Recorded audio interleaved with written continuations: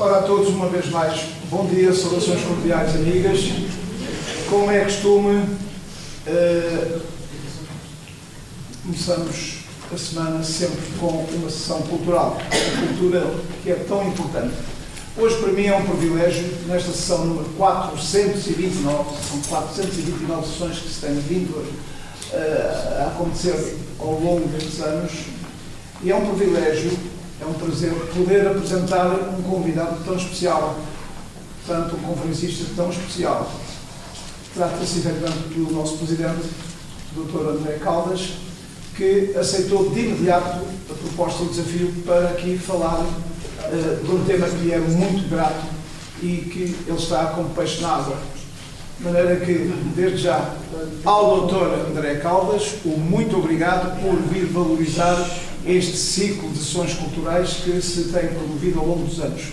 E depois, realmente, ter aqui uma audiência cheia de expectativa e de ansiedade de ouvir matéria tão importante como os direitos humanos.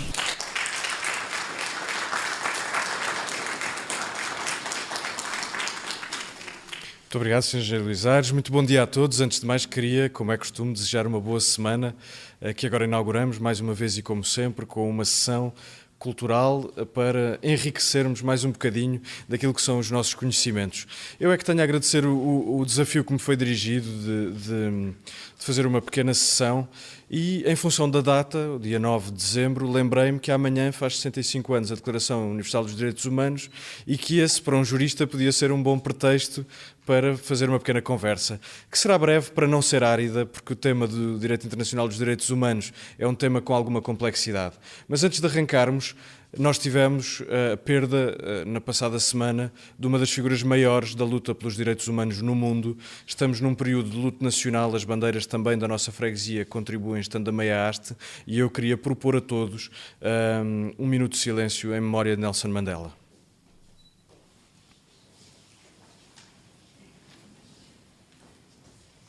A Declaração Universal dos Direitos Humanos é parte de um acervo mais alargado de regras jurídicas que constituem o direito internacional dos direitos humanos. E porquê é que lhe chamamos especificamente Direito Internacional dos Direitos Humanos e não apenas Direito Internacional? Porque o direito internacional dos direitos humanos é muito diferente do restante direito internacional clássico, que era essencialmente o direito da paz e da guerra, o direito dos tratados, o direito da representação internacional de um Estado no território de outro Estado. E isso era feito ao abrigo de um conjunto de princípios que não permitiam que, através de instrumentos de direito internacional, se fizesse a luta pelos direitos humanos e a preservação dos direitos humanos, uma vez que um desses princípios era, por exemplo, o princípio de não ingerência nos assuntos internos de outro Estado. Isto é, um determinado Estado não podia dirigir-se a outro para lhe pedir messas a propósito da forma como governava os seus assuntos internos. E a proteção internacional dos direitos humanos não pode fazer-se sem que a comunidade internacional interfira ou condicione ou procure acomodar a conduta de um determinado Estado, mesmo em termos daquilo que esse Estado pratica dentro do território sobre o qual é soberano. E, portanto, o direito internacional dos direitos humanos surge mais tarde porque precisou desta superação do direito internacional clássico e dos seus princípios tradicionais, muito relacionados com a ideia de que era um direito de relação entre Estados soberanos, em que cada um não podia interferir no outro e que apenas visava assegurar a sua colaboração recíproca. Daí serem mais antigos os tratados do que estas convenções internacionais provenientes de organizações como as Nações Unidas ou o Conselho da Europa, não eram próprias do direito internacional de há séculos atrás. Foi preciso evoluir e superar este paradigma tradicional das relações entre os Estados para criar uma ideia de comunidade internacional que influencia todo o devir da humanidade num determinado sentido.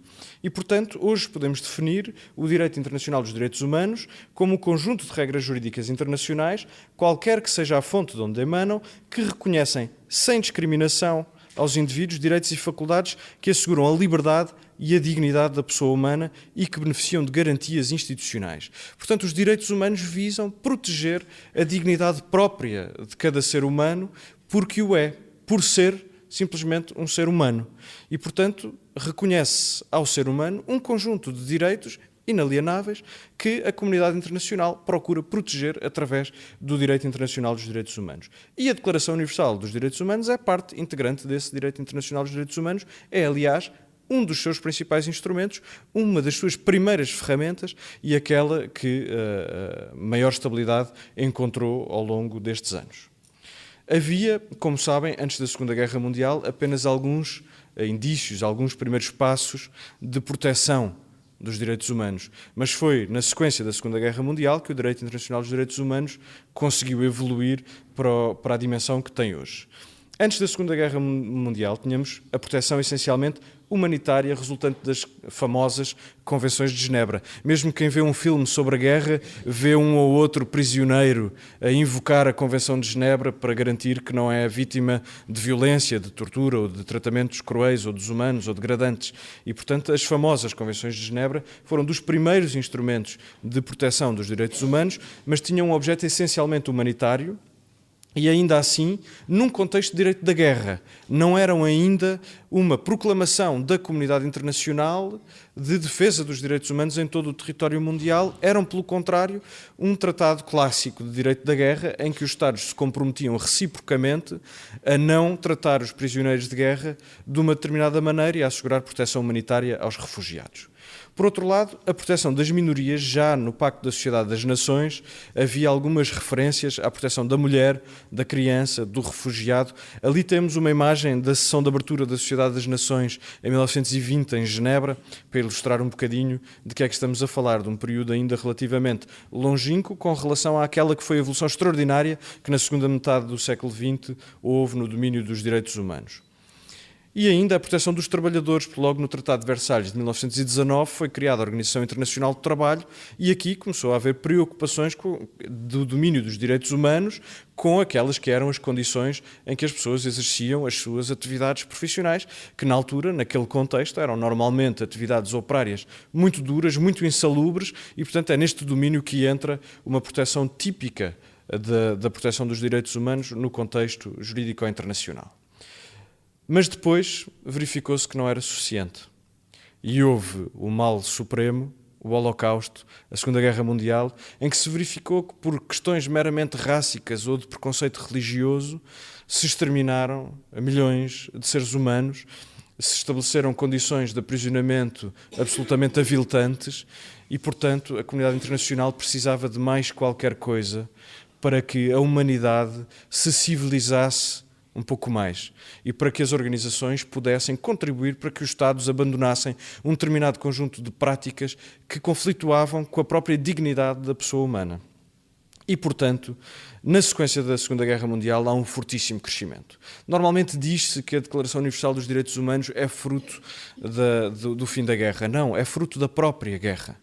Porque, embora por a Carta das Nações Unidas, que é o impulso inicial deste movimento, tenha sido aprovada no mês subsequente à rendição incondicional da Alemanha nazi, que ocorreu a 8 de maio de 1945, e a Carta é de junho, tendo entrado em vigor em outubro do mesmo ano, já havia, obviamente, trabalhos preparatórios que provinham já desde 1942 da chamada Declaração das Nações Unidas, que foi assinada pelos aliados no contexto do esforço de guerra, no sentido de aproveitar o envolvimento dos Estados Unidos e criar uma nova dinâmica que permitisse aos aliados vencer, por um lado, e depois começarem a preservar uma ideia de democracia, de paz e de dignidade da pessoa humana que oferecesse um contributo no pós-guerra. E assim foi. Esses trabalhos de 1942 permitiram que em 1945 a Carta, logo a seguir ao final da guerra, estivesse imediatamente pronta e que a partir daí se iniciassem os trabalhos que deram origem à Declaração Universal dos Direitos Humanos em 1948, mais tarde aos Pactos Internacionais de Direitos Humanos de 1966, que são dois, o Pacto dos Direitos Civis e Políticos, o Pacto Internacional dos Direitos Civis e Políticos e o Pacto Internacional dos Direitos Económicos, Sociais e Culturais, e depois que, no contexto também regional, houvesse proteção dos direitos humanos, para além de outras convenções específicas que foram subscritas já por um conjunto menos alargado de Estados, mas que também contribuem para a proteção internacional dos direitos humanos em determinados setores. A Carta das Nações Unidas era essencialmente, para além da criação da Organização das Nações Unidas, no domínio dos direitos humanos, era essencialmente programática. Era uma mera proclamação onde havia referências esparsas à necessidade de nos encaminharmos num sentido, num mero objetivo, de proteção dos direitos humanos, mas, em primeiro lugar, não definia que direitos eram, afinal, esses direitos humanos, nem como é que haviam esses direitos humanos de ser protegidos. Era um objetivo da Organização das Nações Unidas, ao qual não era depois dada orgânica concreta para a sua prossecução. Faltava uma certa concretização do que é que haviam de ser esses direitos humanos, que direitos eram esses e de que modo é que a Organização das Nações Unidas podia contribuir para os proteger. Mas era, todavia, um primeiro passo de compromisso de um conjunto muito alargado de Estados que compunham a Organização das Nações Unidas, de que haviam de trabalhar naquele domínio, na construção de uma comunidade internacional orientada para a proteção dos direitos humanos. O primeiro secretário-geral das Nações Unidas, cujo nome eu não me atrevo a tentar pronunciar, era um norueguês, o nome escreve-se assim, quem souber dizê-lo que faça o favor de nos esclarecer a todos, designou um jurista canadiano, o John Peaches Humphrey, como primeiro diretor da Divisão de Direitos Humanos das Nações Unidas. E foi ele, no contexto do Comitê de Direitos Humanos, que apresentou, depois de auscultar esse comitê, apresentou a primeira proposta de Declaração Universal dos Direitos Humanos, que depois de devidamente debatida veio a dar origem à declaração que temos hoje em vigor. Mas não foi ele que deu o grande impulso político de nível internacional que permitiu que a declaração efetivamente viesse à luz. Foi uma mulher.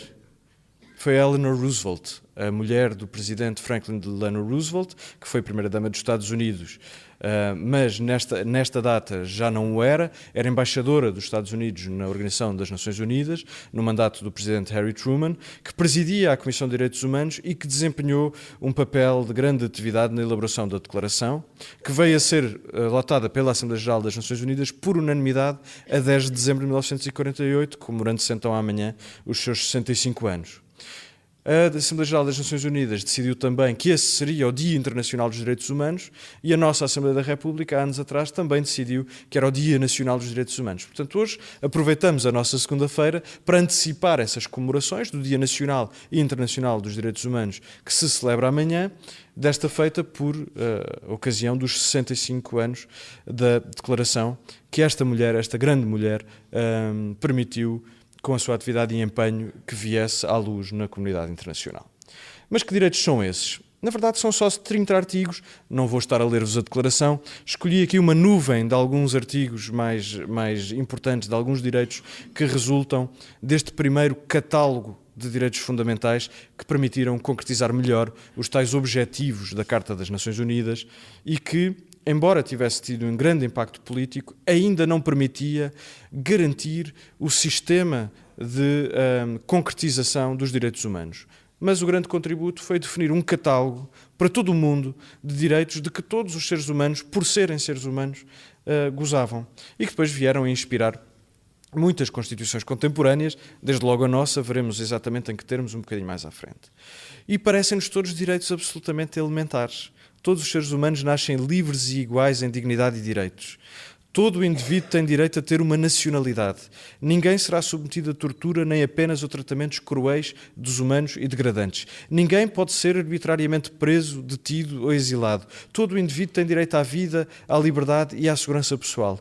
Toda a pessoa tem direito ao trabalho, à livre escolha do trabalho, a condições equitativas e satisfatórias de trabalho e à proteção contra o desemprego. Ninguém será mantido em escravatura ou em servidão. Parecem coisas absolutamente elementares, do dia a dia. Não são preocupações que nos ocorram quando nós acordamos de manhã e vamos para a nossa vida diária. O que é certo é que era preciso afirmar estes direitos, colocá-los por escrito, expressá-los em palavras para que eles pudessem fazer um caminho na comunidade internacional que ainda hoje não está completamente conseguido. E ainda existem países no mundo com reservas do ponto de vista da implementação de direitos tão simples como estes. E, à data em que esta declaração foi proclamada, Portugal era um dos países que menos cumpria os direitos humanos em dois domínios essenciais, do ponto de vista do processo penal, por razões que são conhecidas de todos, e por razões rássicas. Havia uma distinção, os portugueses de primeira e os portugueses de segunda, que eram violadoras desta igual dignidade que à nascença qualquer cidadão, independentemente do seu grupo étnico, sexo, idade, o que seja, mereciam à luz já da comunidade internacional. Veremos em que ano é que acabou por ser consagrado este catálogo de direitos entre nós. Todavia, é só com os pactos de 66 que é completo o grande esquema de proteção dos direitos humanos no contexto universal. Depois existem no domínio regional alguns esquemas próprios de proteção de direitos humanos, veremos qual é no espaço europeu, em breves trechos, mas no contexto internacional é com o Pacto Internacional dos Direitos Civis e Políticos e com o Pacto Internacional dos Direitos Económicos, Sociais e Culturais, ambos de 1966, que nós temos o enquadramento da proteção dos direitos humanos consagrado em termos da estrutura das Nações Unidas. Esta grande divisão é uma divisão clássica entre diferentes tipos de direitos humanos. Aqueles que são civis e políticos, a maior parte dos quais intangíveis, ou seja, do qual o próprio não pode afastar-se, como o direito à vida, à integridade física. Nós não podemos escolher prescindir do nosso direito à vida, não podemos escolher prescindir de uma parte do nosso corpo. Nós não somos livres de dispor de todos os nossos direitos. Esses são demasiado próximos da dignidade da pessoa humana para que o próprio possa dispor deles. Hoje em dia isto já é visto de outra maneira, mas essencialmente era este o princípio. E depois existem outros direitos que não têm a obrigatoriedade de uma concretização imediata por parte do Estado, que são os económicos, sociais e culturais, que são direitos essencialmente programáticos e que são vistos como um objetivo a prosseguir, mas que não são direitos de realização imediata. E, por isso, o seu controle tem também mecanismos de fiscalização diferentes. Se, por um lado, no âmbito do Pacto Internacional dos Direitos Civis e Políticos, o Comitê dos Direitos Humanos pode apreciar um relatório anual dos Estados, algumas comunicações dos próprios Estados, mas os indivíduos, hoje em dia, pelo menos nos Estados que estão abrangidos por um protocolo facultativo que foi celebrado depois, do qual Portugal é parte, podem eles próprios queixar-se ao Comitê dos Direitos Humanos das violações dos direitos humanos de que são vítimas no seu Estado. Já no Pacto Internacional dos Direitos Económicos, Sociais e Culturais, esta procura individual de concretização do próprio direito já não é possível, são só apreciados relatórios dos Estados, comunicações dos próprios Estados, pelo Conselho Económico e Social, salvo algumas exceções em que a proteção é feita através do mesmo esquema do Pacto Internacional dos Direitos Civis e Políticos e em que também há uma apreciação por parte do Comitê dos Direitos Humanos, mas isso é a exceção. A regra é que esses são direitos programáticos. O direito à saúde. Nós podemos proclamar o direito à saúde, mas não conseguimos, através de política, tornar cada indivíduo mais saudável, porque cada um tem a sua carga genética, etc. O que é preciso é que os Estados, progressivamente, vão concentrando os meios e desenvolvendo as políticas de tal maneira que a saúde global daquela população vá melhorando e que o acesso aos cuidados de saúde se vá tornando tendencialmente universal. O direito ao trabalho, nós podemos proclamar o direito ao trabalho, mas nada podemos fazer quanto a uma vaga de desemprego, como a que vivemos, que obsta a que uma parte da população tenha esse direito efetivamente assegurado. Portanto, esses são os direitos económicos, sociais e culturais que são meramente programáticos, para os quais os Estados se devem encaminhar, mas que estão sujeitos à chamada reserva do possível, não é? Quando não é possível assegurar determinados direitos, pode haver uma flexibilização. Já não nos direitos civis e políticos. Não se pode obstar, por razões de possibilidade meramente financeira ou por determinados circunstancialismos, à liberdade de circulação, à liberdade de expressão, ao exercício do direito de sufrágio, ao direito à vida. Esses direitos não estão sujeitos a qualquer condicionalismo concreto de um determinado momento ou de um determinado governo ou Assembleia da República concreta. Esses direitos têm sempre que ser prosseguidos sob pena de haver uma violação dos direitos humanos das pessoas. Esta divisão entre direitos económicos, sociais e culturais e direitos civis e políticos existe em quase todas as constituições do mundo, inclusive na nossa, embora tome outros nomes. Nós temos uma divisão entre direitos económicos, sociais e culturais por um lado e direitos, liberdades e garantias por outro. E também entre nós a fiscalização da constitucionalidade das leis se faz de maneira diferente para uns e para outros. O princípio da igualdade, por exemplo, está dentro dos direitos, liberdades e garantias, não pode ser violado. Por outro lado, o direito ao trabalho ou o direito de propriedade estão dentro dos direitos económicos, sociais e culturais e são protegidos de outra maneira, embora haja, como existe no esquema das Nações Unidas, um conjunto de direitos económicos, sociais e culturais que, pelas suas próprias características, gozam de uma certa fundamentalidade e, portanto, são tratados como direitos análogos a direitos, liberdades e garantias. É, por exemplo, o caso do direito de propriedade. Ninguém pode ser privado do seu direito de propriedade sem direito a uma justa indenização, por exemplo. É aquilo que a nossa Constituição também consagra. São refrações, são emanações na nossa própria Constituição, na nossa vida interna, daquilo que existe em qualquer declaração em qualquer parte do mundo civilizado, obviamente. Se prescindirmos dessa dimensão de civilização, pois sim, podemos comprimir esses direitos até tendencialmente à sua inexistência. Se continuarmos a querer viver num mundo civilizado, pois bem, temos que prosseguir determinados direitos que existem na nossa Constituição, em qualquer outra Constituição no espaço europeu e também no domínio da regulação internacional dos direitos humanos. Por isso, muitas vezes nós ouvimos algumas pessoas, as quais são normalmente muito respeitáveis, dizer que é preciso rever a Constituição. Pois bem, mas mesmo que a revíssemos, alguns dos principais direitos até podem não estar lá. Continuamos vinculados a eles na esfera internacional. Ou se desaparecessem, porventura, aqueles que eram preferidos para o desaparecimento não eram passíveis de desaparecer porque se impõem, através da Declaração Universal dos Direitos Humanos e de outros pactos de que Portugal é parte, ao próprio legislador constituinte, que não pode escolher prescindir de um conjunto de direitos. É toda a ordem mundial que lhes impõe.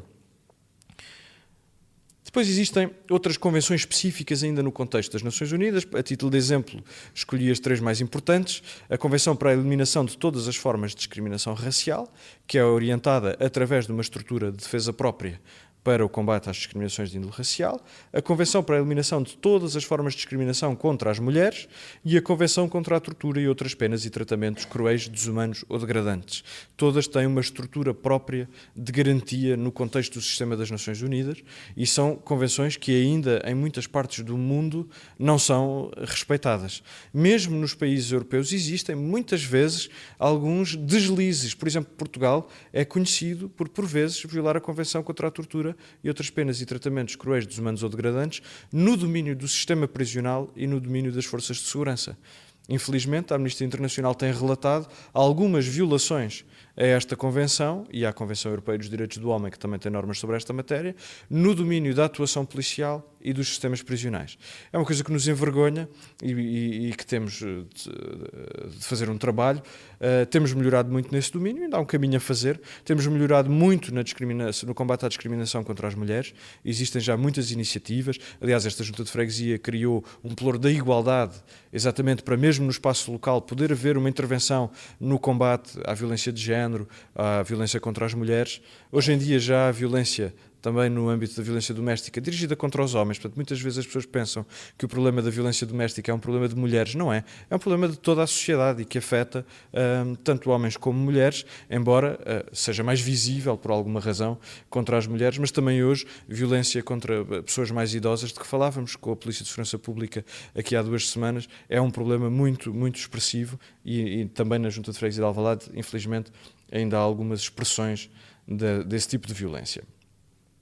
Em Portugal, nós temos a Constituição de 76, como sabem, que proclama desde logo que Portugal é uma república soberana baseada na dignidade da pessoa humana. Portanto, o substrato essencial da nossa república é a pessoa e a sua condição de humanidade. E isso é uma coisa de que nos esquecemos muitas vezes quando olhamos para o nosso ordenamento jurídico-constitucional. Vemos a organização do sistema político, vemos um conjunto de direitos, mas esquecemos deste elemento fundamental. Os direitos humanos no quadro internacional e os direitos fundamentais no quadro constitucional interno dependem diretamente desta ideia de dignidade da pessoa humana, que foi uma ideia que nem sempre existiu. Há antecedentes históricos milenares da ideia de direito natural, que era próxima de alguma ideia de humanidade.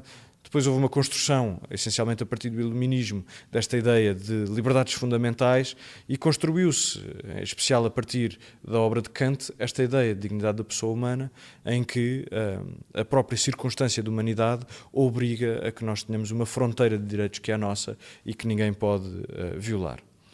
E depois temos um artigo específico sobre a Declaração Universal dos Direitos Humanos, o artigo 16. Os nossos preceitos constitucionais e legais, relativos a direitos fundamentais, devem ser interpretados e integrados de harmonia com a Declaração Universal dos Direitos do Homem. Como vos disse, celebra-se amanhã 65 anos desta declaração, em todo o mundo.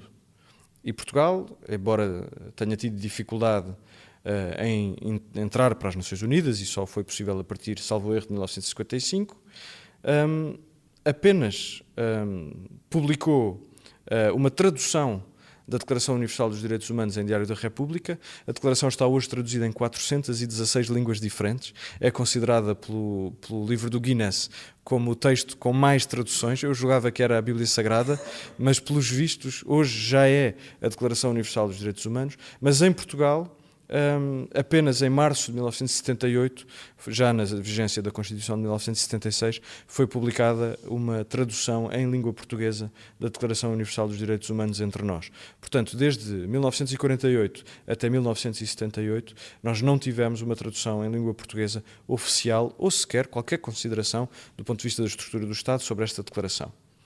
E os pactos, os dois de 1966, o Internacional dos Direitos Civis e Políticos e o Internacional dos Direitos Económicos, Sociais e Culturais, foram assinados em 1976, já na vigência da Constituição, e ratificados em 1978.